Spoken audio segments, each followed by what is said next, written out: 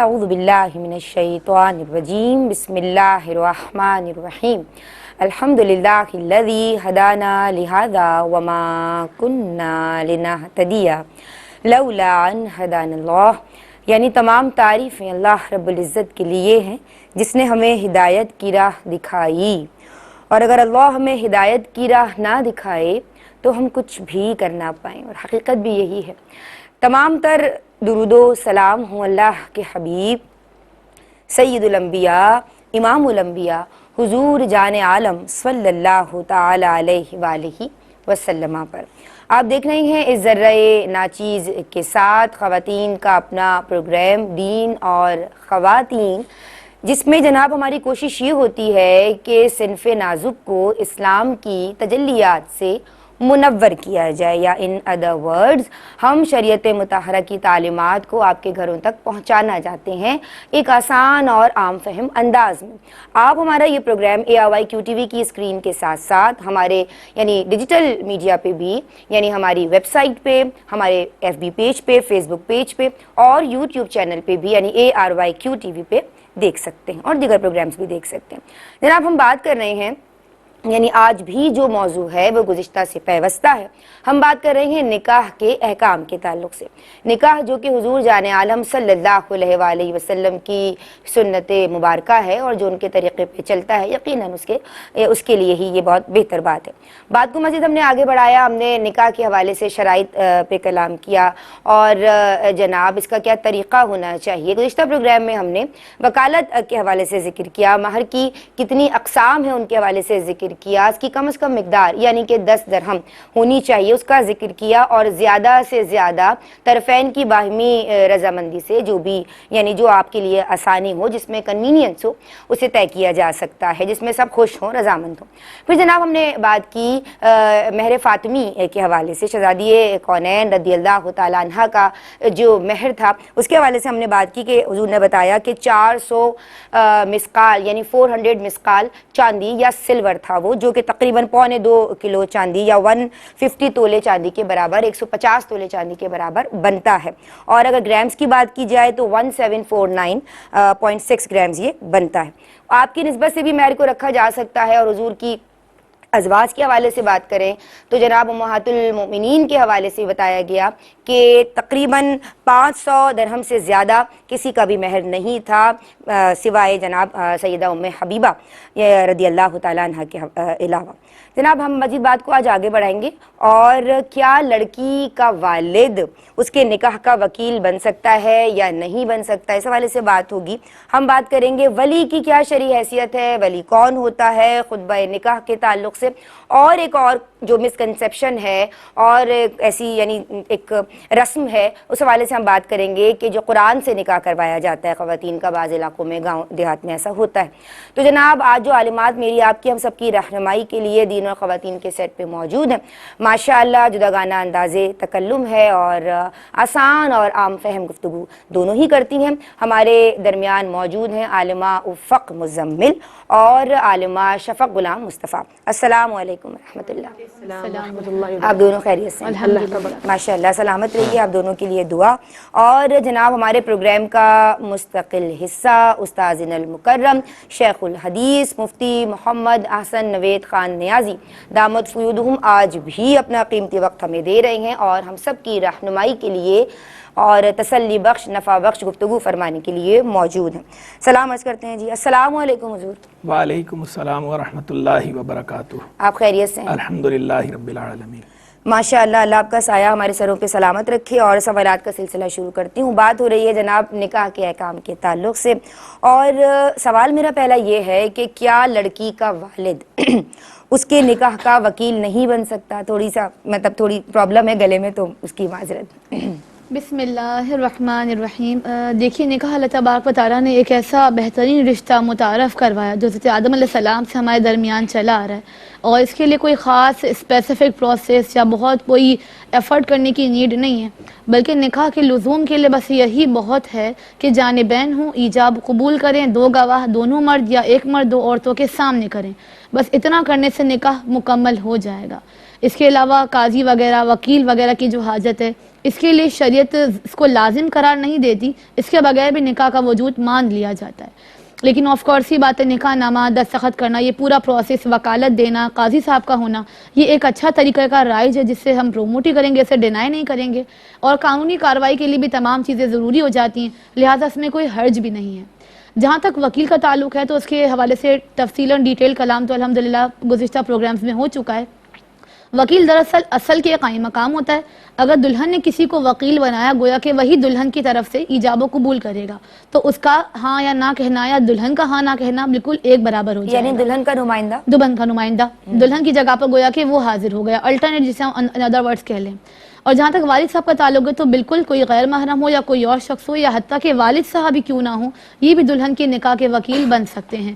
اور یہ جس طرح سے باقی لوگ وکالت لیتے ہیں، وہی دلہن سے اذن لے لیں کہ آپ کے اجازت دیتی ہیں کہ میں آپ کا نکاح فلاں بن فلاں سے پڑھا دوں، یا مطلق اجازت دیتی ہیں کہ میں آگے قاضی صاحب کو ڈائیورٹ کر دوں آپ کی اجازت، وہ لے کر آگے کنورٹ کر دیں اور نکاح ہو جائے، ایسا بالکل ہو سکتا ہے۔ حتیٰ کہ والد صاحب خود نکاح بھی پڑھا سکتے ہیں بغیر قاضی کے، جیسے خود اجازت لی اور جا کر دولہا سے کہا کہ کیا آپ میری موکلہ سے نکاح کرنا چاہتے ہیں، ہاں یا نہیں، انہوں نے قبول کر لیا، تو حتیٰ کہ والد خود نکاح پڑھا بھی سکتا ہے اور وکالت بھی لے سکتا ہے۔ یہ الگ بات ہے کہ ہمارے عرف میں ایسا ہوتا نہیں ہے، پاکستان وغیرہ کے ہم اگر عرف دیکھیں تو چونکہ یہ ایک ایسا ہوتا معاملہ کہ والد خود نکاح کروائے، تھوڑا سا ویئرڈ مانا جاتا ہے، اور باپ خود وکالت نہیں لیتا بلکہ یہ ذمہ یا بھائی کو دے دیا یا کسی قریبی کو دے دیا، لیکن خود باپ یہ چیز ذمہ داری نہیں لیتا۔ تو اگر کوئی نہ لینا چاہے اپنے عرف اور اپنی عادت، اپنے برادری کے اعتبار سے، مطلب معاملات میں فالو کرنا یہ شریعت منع بھی نہیں کرتی، کوئی حرج کی بات نہیں ہے، لیکن اگر ایسا کر لیا جائے تو بالکل اس چیز کا جواز موجود ہے اور نکاح ہو جائے گا، یعنی غیر شرعی نہیں ہے، شریعت اس کی بالکل اجازت ایسا ہی۔ دی۔ نکاح میں جناب ہم اب چلیں گے افق مزمل کی جانب، ولی کی کیا شرعی حیثیت ہے اور کیا ولی کی اجازت کے بغیر نکاح نہیں ہو سکتا؟ اعوذ باللہ من الشیطان الرجیم، بسم اللہ الرحمن الرحیم۔ دیکھیے، شریعت مطہرہ نے کچھ لوگوں کو پرائیورٹی اور اتھارٹی عطا فرمائی ہے اور کچھ لوگوں کو ان کا ماتحت بنایا ہے۔ جو ہمارے مافوق ہیں، ہمارے سرپرست ہیں، ہمارے سربراہ ہیں، ان کی ہمیں پیروی کا حکم دیا گیا، اور جن کی ہم رعایا ہیں یعنی جن کے رعایا موجود ہیں، ان کو چاہیے کہ وہ اپنی رعایا کے حق میں یا اپنے ماتحتین کے حق میں کوئی بھی ایسا فیصلہ نہ کریں اس اتھارٹی کی بنا پر جو اللہ نے انہیں دی، کوئی ایسا فیصلہ وہ اس بنا پر نہ کریں کہ جو ان کی رعایا، ان کے ماتحت افراد کے لیے باعث تکلیف بنے، باعث جبر بنے، یا ان کا دل اس معاملے پر راضی نہ اور ان پر ایک چیز تھوپی جا رہی ہو۔ تو جہاں پر ہمارے لیے کہ ہم اپنے بڑوں کی بات مانیں، وہاں بڑوں کے لیے بھی حکم ہوتا ہے کہ وہ کوئی ایسا فیصلہ صادر نہ کرے۔ اللہ عز و جل نے اس طرح کے بیلنس کرنے کے لیے معاملہ مقرر فرمایا۔ اب جہاں تک ولی کی بات اگر کی جائے تو ولی یہ ہوتا ہے کہ کوئی بھی سرپرست یا کوئی بڑا کہ جس کا قول اپنے ماتحت پر ایسے نافذ ہوتا ہو کہ وہ جو ماتحت ہے وہ چاہے یا نہ چاہے ولی کا قول اس پر نافذ ہوگا، یعنی ولی اگر کوئی حکم ڈالنا چاہے یا کوئی بات کرنا چاہے، اس کے بارے میں کوئی فیصلہ کرنا چاہے، تو وہ ماتحت چاہے یا نہ چاہے وہ ولی کا قول نافذ ہو جائے گا، اس کی بات مانی جائے گی۔ اور نکاح کے حوالے سے جہاں تک ولی کی بات کی جائے تو ہمارے یہاں ویسے شرعی اعتبار سے تو ایک ترتیب پوری چلی آ رہی ہے، لیکن ہمارے عرف میں والدین، وہ نہ ہو تو بڑے بھائی، وہ نہ ہو تو پھر چچا یا چچا زاد وغیرہ، یہ اولیاء کی فہرست میں شامل ہوتے ہیں، یعنی کہ وہ ایک فیصلہ کرنے کا اختیار رکھتے ہیں۔ ٹھیک ہے۔ جہاں تک نکاح کی بات ہے تو اگر لڑکا یا لڑکی نابالغ ہے تو ان کے ولی کا قول ان پر نافذ ہوگا، یعنی ان کی اجازت کے بغیر اگر ان کے اولیاء ان کا نکاح کہیں مقرر کرتے ہیں تو ہو جائے گا۔ اور اسی طرح اس کا اپوزٹ اگر لے لیں کہ نابالغ اگر اپنی مرضی سے نکاح کہیں جا کر لیتے ہیں اور اولیاء کو پتہ نہیں ہے یا وہ راضی نہیں ہے، تو اس نابالغ بچے یا بچی کا نکاح ولی کی اجازت پر موقوف رہے گا۔ اگر معلوم ہونے کے بعد ولی کہہ دیتے ٹھیک ہے یہ نکاح ہم جائز قرار دیتے ہیں تو نکاح ہو گیا، اور اگر وہ اس سے منع کر دیتے ہیں تو نکاح نہیں ہوا۔ یہ نابالغ کی بات ہے۔ اب جو بالغ بچے یا بچی ہیں ان کے لیے حکم یہ ہوتا ہے کہ وہ کس میں نکاح کر رہے ہیں، کفو میں یا غیر کفو میں۔ جیسا کہ پچھلے پروگرام میں تھوڑا سا اس طرف اشارہ دیا گیا تھا کہ اگر لڑکی کے اعتبار سے کفات کا اعتبار ہوتا ہے کہ لڑکی جہاں پر نکاح کر رہی ہے، بالغہ لڑکی ہے، کسی مقام پر نکاح کر رہی ہے، تو اب دیکھا جائے گا وہ لڑکا تمام معاملات میں اس کی ہم پلہ ہے یا نہیں، پیشے میں، نسب میں، ایمان میں، دیگر چیزوں میں۔ اگر وہ اس طرح سے لڑکی کے ہم پلہ ہے کہ ان کا رشتہ جڑنے کے بعد یہ لڑکا اس لڑکی کے سربراہ، سرپرست یا اولیاء کے لیے باعث شرم و عار نہ بنے، صحیح پیشہ ہے، صحیح ایمان ہے، سارے معاملات اچھے ہیں اور روزگار وغیرہ کے معاملات درست ہیں، یعنی لڑکی نے اگر اپنے کفو کے اندر نکاح کیا تو اس کا نکاح شرعی طور پہ نافذ ہو جائے گا، اچھا، ولی کی اجازت کے بغیر بھی۔ اور اگر جو لڑکا ہے وہ کفو کے اندر نہیں آتا، یعنی غیر پیشہ ور سے کر لیا ہے کہ جو پیشہ رذیل سمجھا جاتا ہے ہمارے معاشرے میں، یا وہ لڑکا جو نان نفقے کی قدرت نہیں رکھتا، مان کی اولیاء نکاح نافذ نہیں ہوگا، ولی کی اجازت پر موقوف رہے گا۔ یہ کفات کا اعتبار اس لیے کیا جاتا ہے کہ کل کو اگر لڑکی شادی کر کے آ جاتی ہے، اگر ہم غیر کفو میں بھی نکاح کو جائز قرار دے دیں تو ظاہر سی بات ہے کہ ولی کے لیے یا گھر والوں کے لیے پوری زندگی جو ہے یہ شرم و حیا کے معاملات بن جائیں گے اور ان کے لیے شرمندگی کا معاملہ ہوگا۔ یہاں پر جو میں نے کہا کہ بالغ بچی اگر کفو میں کرتی ہے تو نکاح ہو گیا، یہ بتانا یا پھر اجازت دینا ہرگز مقصد نہیں ہے کہ بچیاں اپنی مرضی سے چاہیں تو نکاح کرتی رہیں۔ جی، یہاں پر صرف ایک جواز حکم بتایا جا رہا جواز ہے، موجود ہے، لیکن پھر بھی ہم یہ کریں گے کہ اگر کوئی بچی بالغہ ہے وہ کہیں پر نکاح کرنا چاہتی ہے تو بجائے اس کے کہ ان کی اجازت کے بغیر ایسا قدم اٹھا لیں کہ جو زندگی بھر ان کے والدین کے لیے والدین کا ادب احترام رہے، ان کی مرضی اور جو ہے کوئی ایسا کام نہ ہو کہ جس کی کی وجہ سے تا زندگی والدین کے لیے سر جھکا کر جینے والی بات بن جائے، کیونکہ والدین ہمارے جو بیسک ہوتے ہیں، اگر رشتہ داروں کے سامنے کل کو یہ بات آتی ہے بچی نے اگرچہ کفو میں نکاح کیا ہو لیکن کیا کہیں گے کہ یہ بچی جو ہے وہ والدین کی اجازت کے بغیر نکاح کر کے گئی، تو زندگی بھر یہ تانا سننا والدین کے لیے بڑی اذیت کا باعث ہے، اور ویسے ہی والدین کا دل دکھانا گناہ کبیرہ ہے، تو بالکل اس سے بچنا چاہیے۔ اور اگرچہ اس کی اجازت موجود ہے لیکن اس والدین کے لیے ہم یہ کہیں گے کہ اگر آپ کے بچے بچی کہیں پر نکاح میں انٹرسٹڈ ہیں تو بلا وجہ اس کو ٹال مٹول نہ کرے۔ ایک ہوتا ہے کوئی ریزن ہے اور ایک وداؤٹ اینی ریزن ٹال مٹول کر رہے صرف اپنی ناک کے لیے، تو ایسا نہ کرے۔ جہاں ان کی معاملات ایسے ناک والے معاملات اب نہیں ہونے چاہیے، خدا را خواہش کا بھی احترام کیا جائے۔ بالکل خواہشات کا احترام کیا جائے، لیکن پہلے اولاد کو چاہیے کہ وہ والدین کا احترام کرے۔ السلام علیکم ورحمۃ اللہ۔ بسم اللہ الرحمن الرحیم۔ السلام علیکم ورحمۃ اللہ۔ جناب، دین اور خواتین میں نکاح کے احکام ڈسکس کیے جا رہے ہیں، اور بریک سے قبل ہم نے عالمات سے وکیل کے حوالے سے پوچھا کہ کیا لڑکی کا جو والد ہے وہ اس کا وکیل ہو سکتا ہے دلہن کا یا نہیں، اور ولی کی کیا شرعی حیثیت ہے۔ یہی سوالات ہم حضرت کے سمت لے کے بڑھتے ہیں۔ جناب مفتی صاحب کے سمت بڑھیں گے۔ جی حضور، السلام علیکم۔ وعلیکم السلام ورحمۃ اللہ وبرکاتہ۔ دیکھیں، ولی جو ہے وہ سرپرست کو کہتے ہیں۔ ولی کی اجازت کے بغیر نکاح کی جہاں تک بات ہے تو اس کی تو خیر ہم کسی بھی سطح پر تحسین نہیں کرتے۔ ولی کی سرپرستی سے میں ہی نکاح ہونا چاہیے۔ ولی کی سرپرستی کے بغیر نکاح جو ہے وہ عام حالات میں جو ایسا نکاح ہوتا ہے بے برکتی والا ہی ہوتا ہے، اور احادیث بھی اس پر دال ہیں۔ حدیث کریمہ کے اندر بھی اس سے منع کیا گیا ہے، اور بلکہ جو دیگر ائمہ ہیں فقہ حنفی کو چھوڑ کر باقی فقہ مالکی، فقہ شافعی، فقہ حنبلی وغیرہ، اس کے اندر تو یہ ہے کہ بغیر ولی کی اجازت کے اگر کوئی نکاح کر لیتی ہے اور لڑکی یا تو اس کا نکاح ہوتا ہی نہیں ہے سرے سے۔ ہمارے فقہ حنفی کے اندر اس میں تفصیل ہے، بقیہ کے ہاں تو سرے سے ہی نہیں ہوتا۔ اور فقہ حنفی کے اندر یہ ہے کہ اگر اس نے کفو کے اندر نکاح کیا ہے تو اس صورت میں تو اس کا نکاح ہو جاتا ہے، لیکن اگر اس نے کفو کے اندر نہیں کیا، کفو کا مطلب ہم پلہ ہونا، تو اگر اس نے ہم پلہ جگہ نہیں کیا تو اس صورت میں جو اس کا ولی ہے، جو اس کا سرپرست ہے، جو اولیاء ہیں، ان کو اعتراض کا حق حاصل ہوتا ہے، یعنی وہ چاہیں تو نکاح فسخ کرا سکتے ہیں۔ یہ نکاح موقوف ہوتا ہے ان کی رضامندی پر۔ ایک روایت یہ ہے امام اعظم سے، اور دوسری روایت امام اعظم حنیفہ رحمہ اللہ سے یہ ہے کہ سرے سے یہ نکاح ہوتا ہی نہیں ہے۔ یعنی غیر کفو کی بات کر رہا ہوں، کفو کے اندر ہو گیا، غیر کفو کے اندر اگر ولی کی اجازت کے بغیر لڑکی نے خود سے نکاح کیا ہے تو اس صورت میں بقیہ ائمہ کے نزدیک سرے سے نہیں ہوا، اور امام اعظم کے نزدیک بھی دو روایتیں ہیں امام اعظم سے۔ ایک روایت یہ کہ یہ ولی کی اجازت پر موقوف ہے، ولی چاہے تو اسے نافذ کر دے، اور اگر نافذ نہیں کرتا تو فسخ کروا سکتا ہے۔ اور اگر دوسری روایت امام اعظم حنیفہ رحمہ اللہ کی وہ یہ ہے کہ سرے سے ہوا ہی نہیں، تو اس لیے ہم تو خیر اس کو کسی بھی سطح پر اس کی اجازت نہیں دیتے، اس طرح نہیں کرنا چاہیے۔ باقی لیکن اگر اولیاء جائز کر دیں تو اس صورت میں اس روایت کے مطابق امام اعظم کی نکاح ہو جاتا ہے۔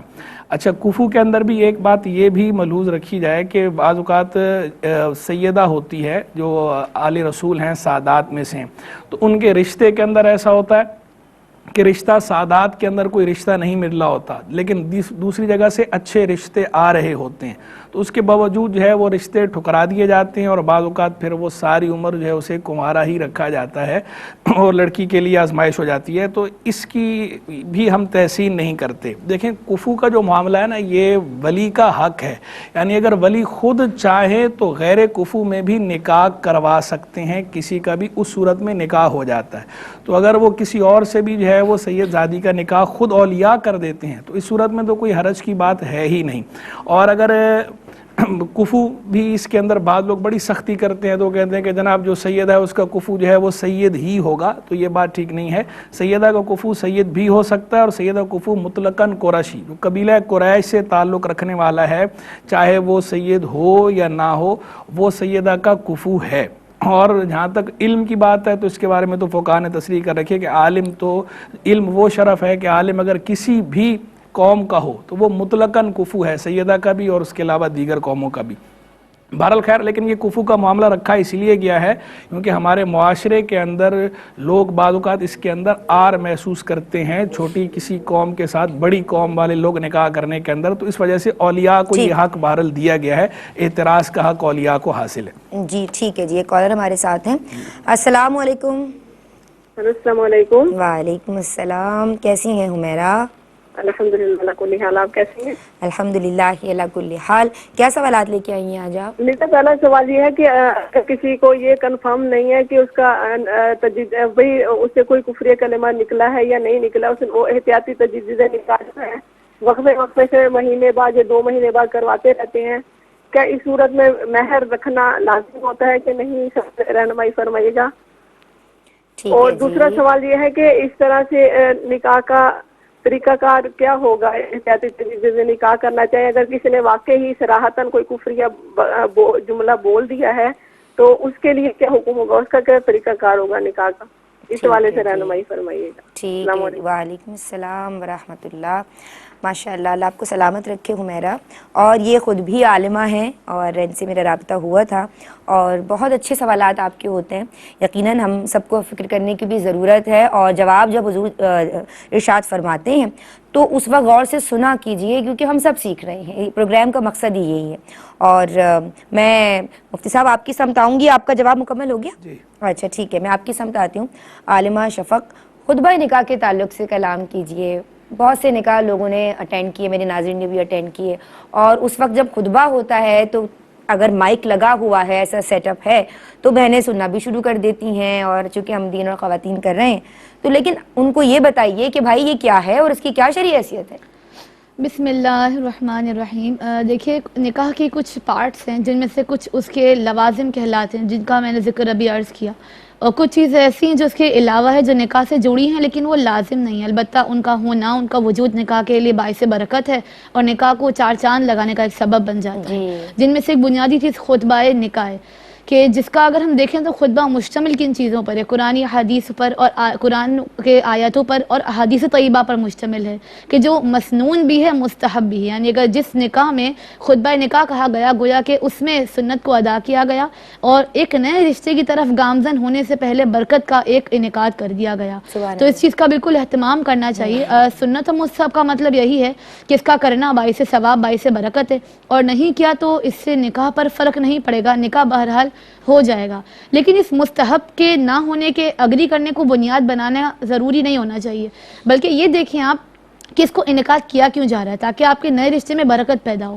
تو جہاں پر یہ ہو رہا ہوتا ہے کہ دیگر رسومات، دیگر فنکشنز اور دیگر محافل رکھ کر کہیں کیا ہو رہا ہے، کہیں کیا، بہت سارے فنکشنز کو الگ نام دے دیے گئے نا کہ یہ بھی ایونٹ ہے، تو تقریباً مہینہ 1.5 مہینہ پہلے تمام چیزیں شروع کر دی جاتی ہیں، جن میں سے آدھے سے اوپر، دیکھیں ہر ایک کا الگ الگ معاملہ ہوتا ہے، لیکن اگر مطلقاً بات کریں تو آدھے سے اوپر 50 to 60% لوگ تو بے حیائی پر، برائیوں پر، ناچ گانوں پر مشتمل تمام تر چیزیں ہوتی ہیں، جس کے نتیجے میں نکاح وجود میں آتا ہے، اور پھر بے برکتی کا ایک لمبا چوڑا رجسٹر کھل جاتا ہے، اور پھر نہ اس نکاح میں برکت رہتی ہے، نہ ازدواج کے درمیان وہ باہمی محبت اور ہمدردی رہتی ہے، بلکہ پھر نتیجے برے۔ ظاہر سی بات ہے بے برکتی کا اثر کہیں نہ کہیں ظاہر ضرور ہوگا۔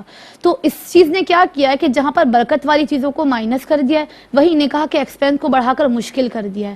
اب جب بات ہوتی ہے کہ فلاں کی شادی کریں، نہیں جی بڑا خرچہ ہوگا، اور نکاح بہترین وہ ہے جس میں مشقت کم اور خرچہ بھی کم ہو، لوڈ نہ ہو، بوجھ نہ ڈالا جائے۔ تو جب اب شادی کی بات ہوتی ہے تو لوگ اس فضول رسومات کے ایکسپینس کو سوچ کر منع کر دیتے ہیں، حالانکہ اگر ہم دیکھیں تو دین اسلام نے تصور دیا کہ نکاح سے پہلے ایک محافل کا انعقاد کیا جائے، جس میں نعت خوانی ہو، اچھے اذکار ہوں، ایک پر نور محفل انعقاد کی جائے، پھر نکاح جو ہے ایجاب و قبول ہو، خطبہ نکاح پڑھایا جائے، جس کی رونق دولہا دلہن کے چہرے پر واضح نظر آتی ہوں، تو پھر اس رشتے کی برکت کیسی ہوگی آپ بتائیں؟ تو اس سے جو اولاد پرورش پائے گی وہ بھی کیسے پر نور ہوگی، اور اس سے کیا ہوگا کہ جب خرچ کم ہوگا تو آسان مجھے کہنے دیجئے، بہت سے گھرانے ایسے ہیں کہ جہاں ایسی محفلیں رکھی جاتی ہیں لیکن وہاں صرف میں نے دیکھا ہے کہ نعت خوانی تو ہو رہی ہوتی ہے، لیکن وہاں کوئی عالم یا عالمہ موجود نہیں ہوتی جو کہ ان کو شرعی مسائل بتائے، نکاح کے احکام بتائے، مہر کے احکام بتائے، اور طلاق کے حوالے سے بھی بات ہونی چاہیے جناب، پتہ ہونا چاہیے، خلا کے حوالے سے پتہ ہونا چاہیے۔ یہ سب بعد میں جب سارے معاملات ہو جاتے ہیں پھر جو ہے وہ دلہن کے گھر والے جاگ رہے ہوتے ہیں یا دولہے کے گھر والے، اور پھر چاہ رہے ہوتے ہیں کہ کوئی کہیں سے ایسا فتویٰ مل جائے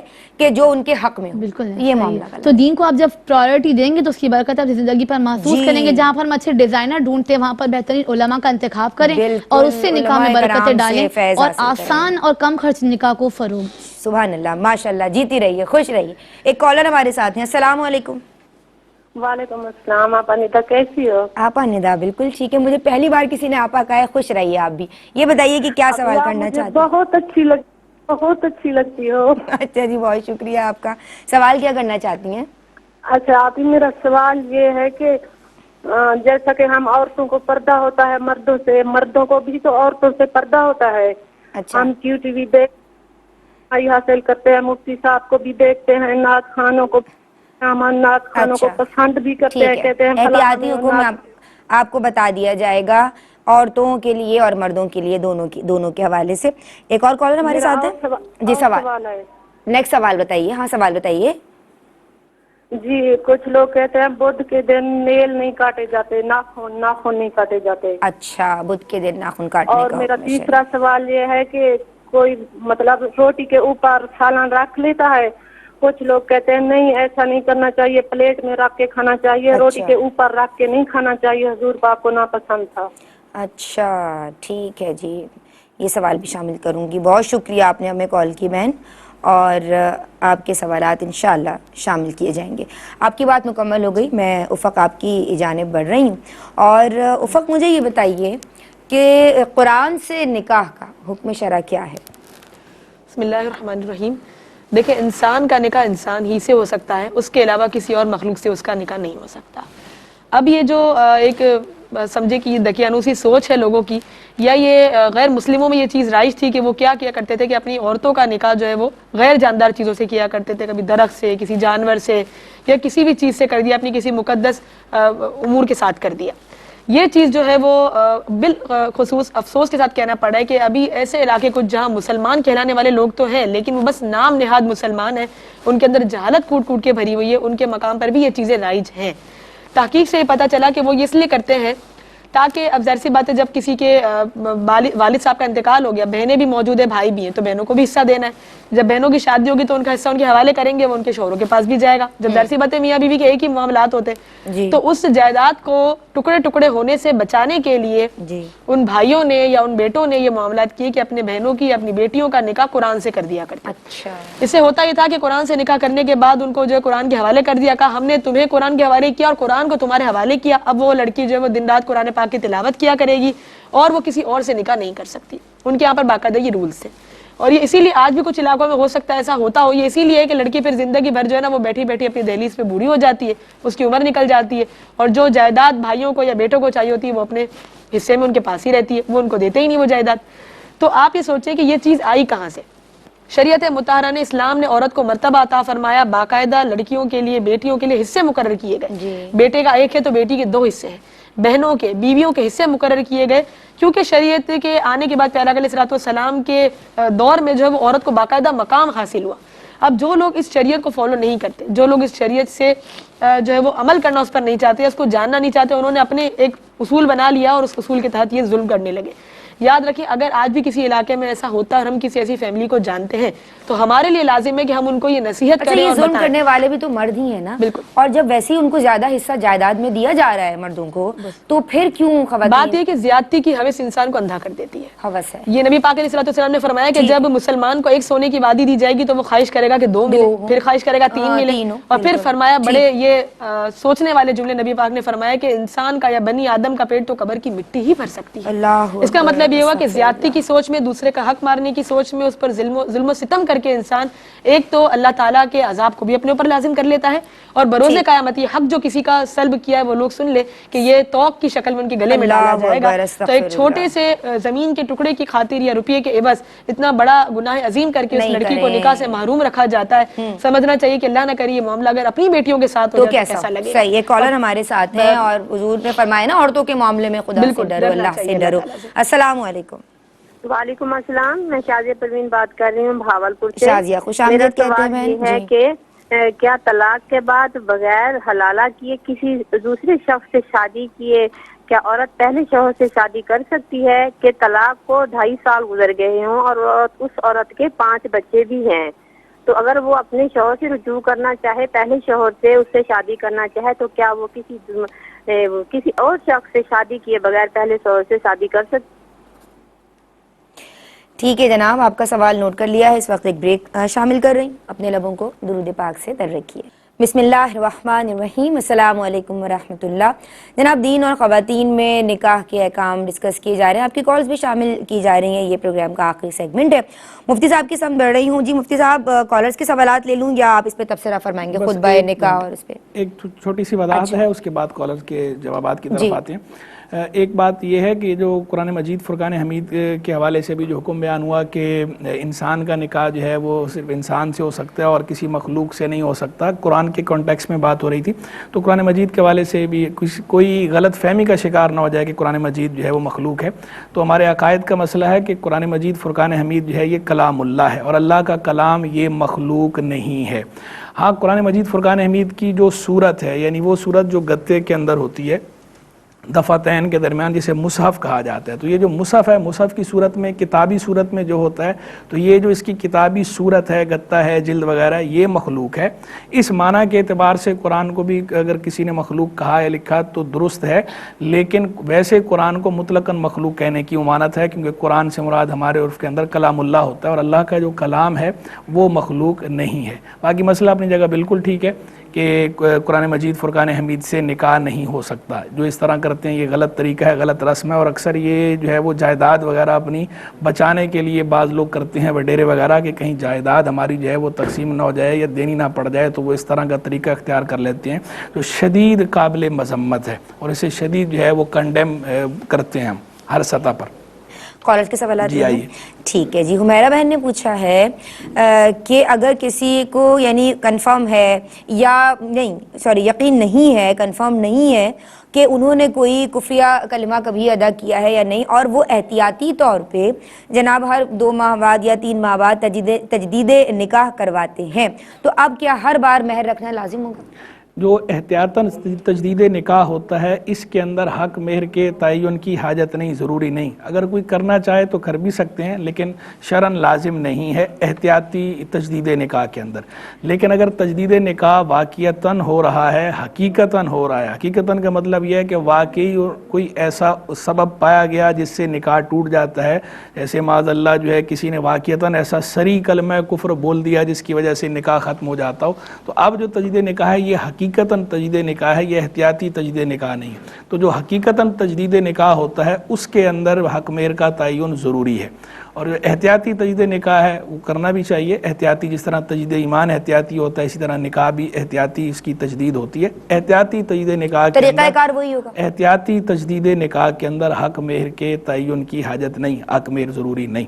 اچھا. اور جہاں تک طریقے کی بات ہے، طریقہ بھی آسان صحیح ہے. 2 گواہوں کی موجودگی میں، مرد ہیں تو 2 بالغ مرد، اور اگر جو ہے وہ عورتیں ہیں تو 1 مرد کم از کم، 1 مرد اور 2 عورتیں، بالغ ہونا سب کا ضروری ہے. ان کی موجودگی میں ایجاب و قبول کرنا حق مہر کے تعین کے ساتھ، یہ تجدید نکاح ہو جائے گا حقیقتاً. اور احتیاطی کے اندر یہ حق مہر کا ذکر ضروری نہیں، بس ایجاب و قبول ہوگا زوج اور زوجہ کے مابین، اور گواہ 2 گواہ کم از کم ہونے چاہیے. 2 مرد ہوں تو 2 مرد، اور اگر عورتیں ہیں تو 1 مرد اور 2 عورتیں، لیکن بالغ ہوں. نابالغ بچوں کا ہونا، نابالغ بچے گواہ نہیں بن سکتے. اور مرد کا ہونا بھی ضروری ہے. صرف عورتیں ہی ہوں گواہ کے طور پر تو بھی نکاح درست نہیں ہوتا. اچھا.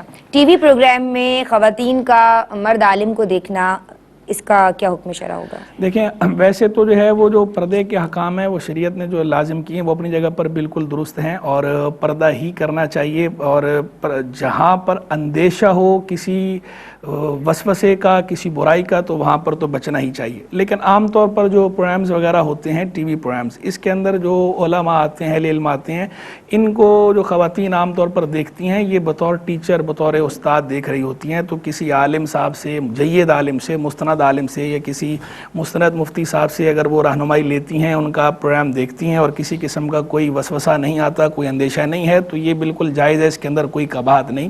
یہ ٹیچر اور استاد کے طور پر ہی لوگ دیکھ رہے ہوتے ہیں. لیکن اگر واقعتاً کسی کو اس قسم کے وسوسے آتے ہوں تو اس کے لیے پھر یہ دیکھنا درست نہیں. ٹھیک ہے جی. یہ کہتی ہیں کہ بدھ کے روز ناخن کاٹنے کا حکم شرع. بدھ کے روز ناخن کاٹنے کی ممانعت کے بارے میں کوئی صریح حدیث موجود نہیں. باقی علامہ خفاجی رحمہ اللہ ایک عالم گزرے ہیں، ان کی کتاب ہے نسیم الریاض، اس کے اندر انہوں نے ضرور اس کی ممانعت کا کچھ ذکر کیا ہے. تو کوئی اگر اس کو پیش نظر رکھ کر احتیاطاً بچتا ہے تو بھی حرج نہیں، کہ ضروری نہیں ہے کہ بدھ کے دن کاٹے ہی کاٹا جائے. لیکن جہاں تک بات ہے کہ جائز یا ناجائز ہونا، تو بدھ کے دن کاٹنا ناجائز نہیں، جائز ہے. اور جہاں تک بات ہے حدیث کے اندر ممانعت ہونا، تو بھی کتب احادیث کے اندر جو معتبر کتب احادیث ہیں، مستند کتب حدیث ہیں، ان کے اندر جو ہے وہ سند کے ساتھ کوئی ایسی بات سرکار علیہ السلام سے ثابت نہیں ہے کہ جس کے اندر بدھ کے روز کاٹنے کی ممانعت بیان فرمائی گئی ہو. یہ کہتی ہیں کہ روٹی کے اوپر سالن رکھ کے کھانا، یعنی کوئی پلیٹ، کوئی رکابی استعمال نہیں کی جا رہی ہے، کیا ایسا کرنا حضور کو ناپسند تھا؟ روٹی کے اوپر رکھ کر کوئی کھانا چاہے تو بھی کھا سکتا ہے، جائز ہے، اس میں کوئی قباحت نہیں ہے. اس طرح کی جو چیزیں ہوتی ہیں ان کا تعلق عرف کے ساتھ ہوتا ہے کہ آپ کا کے علاقے کا یا آپ کے گھر کا، آپ کے بلاد کا عرف کیا ہے، رواج کے ساتھ تعلق ہوتا ہے. اگر عرف میں اس طرح کے معاملے کو اچھا نہ سمجھا جاتا ہو تو وہاں پر اسے بچا جائے، اور جہاں پر اسے عرف میں معیوب نہیں سمجھا جاتا تو وہاں اس طرح کرنے میں حرج نہیں ہے. جیسے کہ دیہاتوں وغیرہ کے اندر، گاؤں وغیرہ میں بعض اوقات ایسا کرتے ہیں کہ روٹی کے اوپر جو ہے وہ گرم سالن رکھ کر جو ہے اسے کھاتے ہیں اور اسے معیوب بھی نہیں سمجھتے، تو اس میں کوئی حرج کی بات نہیں. جی اب تو باقاعدہ روٹی کے اوپر وہ ٹاپنگ کر کے ہم مزید چیزیں کھاتے ہیں، جائز ہے. شازیہ بہن نے پوچھا ہے کہ طلاق کے بغیر اگر یعنی طلاق کے بعد بغیر حلالہ کے اگر کسی کی یعنی طلاق کو 2.5 برس کا عرصہ بیت چکا ہے اور وہ حلالہ اس نے نہیں کیا تو اپنے پہلے شوہر سے دوبارہ شادی کر سکتی ہے؟ بچے بھی ہیں. طلاق جو ہے وہ طلاق کا چونکہ انہوں نے تفصیل نہیں بتائی کہ طلاق کون سی ہوئی تھی، طلاق رجی ہوئی تھی یا طلاق بائنہ ہوئی تھی. طلاق بائنہ جو ہے اگر طلاق مغلظہ نہیں ہے تو اس کے اندر تو اثر نو نکاح ہوتا ہے، حلالے کی حاجت نہیں ہوتی. لیکن اگر طلاق مغلظہ تھی یعنی 3 طلاقیں دی تھیں، 3 طلاقیں ہو چکی، تو اس صورت میں بغیر حلالہ شریعہ کے رجوع نہیں ہو سکتا. اگر جو ہے وہ انہوں نے رجوع سابق شوہر سے کرنا ہو تو بھی اس کے لیے یہ بغیر طے کیے، بغیر شرط لگائے جو ہے وہ کسی اور کے ساتھ ان کا نکاح ہو، پھر ان کے مابین ازدواجی تعلقات قائم ہوں اور اس کے بعد وہ طلاق دے دے اور طلاق کے بعد عدت گزرے اور عدت گزارنے کے بعد پھر یہ پہلے شوہر سے کرنا چاہیں تو کر سکتی ہیں. لیکن اس طرح باقاعدہ شرط لگا کے کرنا یا طے کر کے کرنا کہ جی وہ حلالہ ہی کر رہے ہیں، اس طرح نہیں کرنا چاہیے. اور اس کے بارے میں تو ہم منع کرتے ہیں اور احادیث کریمہ کے اندر ممانعت آئی ہے، بلکہ جو ہے وہ جس طرح طے کر کے کرنے والے کے لیے تو باقاعدہ لعنت کے الفاظ بھی حدیث کے اندر آئے ہیں. اور آج کل جو بعض جگہوں پہ بعض لوگوں نے جو یہ کام شروع کر دیا ہے حلالہ سینٹر کا، تو حلالہ سینٹر کی شریعت میں کوئی اجازت نہیں ہے. حلالہ سینٹرز جنہوں نے بھی قائم کیے ہوئے ہیں، ایسے حلالہ سینٹرز قائم کرنا جائز نہیں. ان کو ہم سختی سے کنڈم کرتے ہیں، ہر سطح پہ کنڈم کرتے ہیں. اور یہ اس حدیث کی وعید جو بیان ہوئی ہے جس کے اندر فرمایا گیا ہے کہ جس کے لیے حلالہ کیا جائے اور جو حلالہ کرنے والا ہے یعنی یہ طے کر کے اس طرح کرنے والے، ان پر جو لعنت کے الفاظ فرمائے ہیں اس حدیث کے مصداق میں داخل ہیں اس طرح کے حلالہ سینٹرز قائم کرنے والے. استغفر اللہ استغفر اللہ. بہن نے کل پوچھا تھا حمیرہ نے کہ نماز کے اختتام پہ سلام پھیرا اور السلام علیکم کے بجائے السلام علیکہ کہہ دیا، تو کیا سجدہ نماز صاحب ہو گئی؟ سجدہ صاحب کی حاجت نہیں ہے. بہت شکریہ مفتی صاحب آپ کا، اور عالمہ شفق غلام مصطفیٰ آپ کی، عالمہ افق مزمل آپ کی، آپ دونوں کی شکر گزار ہوں. ماشاءاللہ بڑی خوبی کے ساتھ، اور خواتین آپ کو بڑا پسند کرتی ہیں، مجھے آتے ہیں آپ سب کے حوالے سے میسیجز. ناظرین آپ لوگوں کا بہت شکریہ کہ آپ لوگ دین اور خواتین دیکھتے ہیں، اور ہماری کوشش یہی ہوتی ہے کہ شریف فضائل اور مسائل کو آپ کے گھروں تک پہنچایا جا سکے. اور ہمارا ٹی وی چینل ماشاءاللہ AYQ TV تو ہے ہی ہے، اس کے ساتھ ساتھ جناب آپ ہمارے ڈیجیٹل میڈیا پہ بھی، یعنی آپ ڈیجیٹلی بھی اپنی فرصت اور سہولت کے اعتبار سے، اپنی کنوینئنس کے اعتبار سے پروگرامز دیکھ سکتے ہیں.